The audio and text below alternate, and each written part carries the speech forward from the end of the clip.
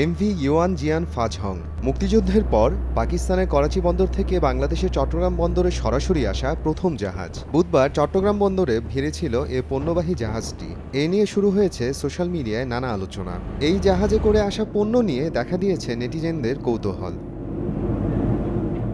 ৮ August doctor Mohammad ইউনূসের নেতৃত্বে গঠিত হয় অন্তর্বর্তী সরকার। রাষ্ট্রীয় নানা সংস্কার কাজের অংশ হিসেবে পরিবর্তন আনা হয়েছে দেশের আমদানি নীতিতে। পাকিস্তানের অনুরোধে ২৯ আগস্ট পাকিস্তান থেকে আমদানিতে কড়াকড়ি তুলে নেয় জাতীয় রাজস্ব বোর্ড।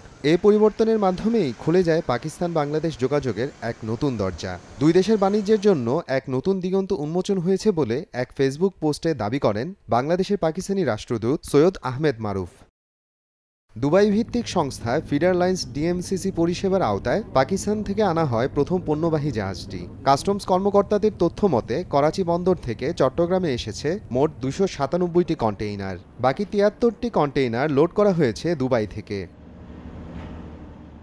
সংশ্লিষ্ট কর্মকর্তারা জানান, জাহাজের পণ্যের মোট ওজন ৬,৩৩৭ টন। প্রধান আমদানিকৃত পণ্যগুলোর মধ্যে ছিল ১১৫ কন্টেইনার সোডা অ্যাশ, খনিজ পদার্থ ডলোমাইট ৪৬ কন্টেইনার, চুনাপাথর ৩৫ কন্টেইনার, ম্যাগনেসিয়াম কার্বনেট ৬ কন্টেইনার, কাচের কাঁচামাল ১০ কন্টেইনার, পেঁয়াজ ৪২ কন্টেইনার, আলু ১৪ কন্টেইনার এবং পোশাক শিল্পের কাঁচামাল যেমন কাপড় ও রং ২৮ কন্টেইনার ইত্যাদি। দুবাই থেকে আসা পণ্যের তালিকায় ছিল খেজুর, জিপসাম, পুরনো লোহার টুকরা, মার্বেল ব্লক, কপারওয়্যার এবং রেজিন।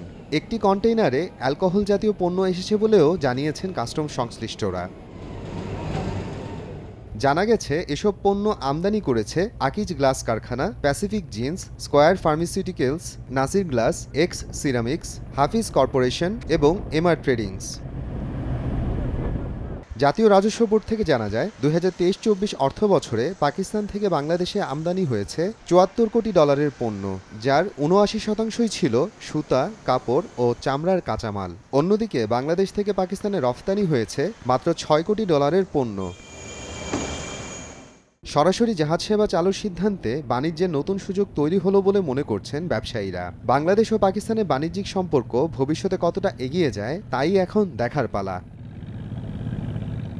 মোহাম্মদ আফরানুল ইসলাম, সময় সংবাদ।